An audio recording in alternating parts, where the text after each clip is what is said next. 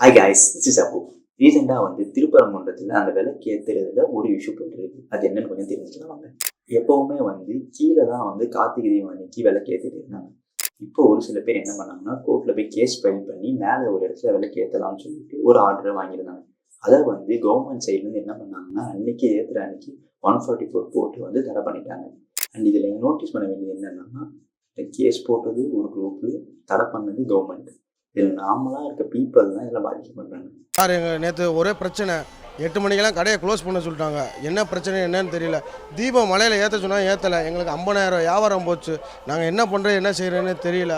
இந்நேரம் வரைக்கும் அந்த தீர்ப்பு முடியல. 108 தடை 44 தடை போட்டிருக்காங்க.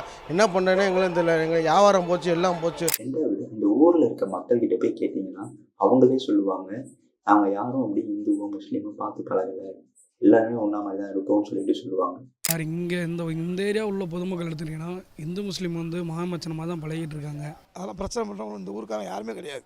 பூரா வெளியூர்லேருந்து தான் வந்திருக்காங்க. வெளியூர்லேருந்து தான் பிரச்சனை பண்ணுறாங்க. நல்லபடியாக எல்லோரும் மாமன் மச்சான் அண்ணன் தம்பியாக தான் இருக்கிறோம். எல்லாருமே நல்லபடியாக இருக்கிறோம். அதை யார் யாரோ கழிக்க பார்க்குறாங்க.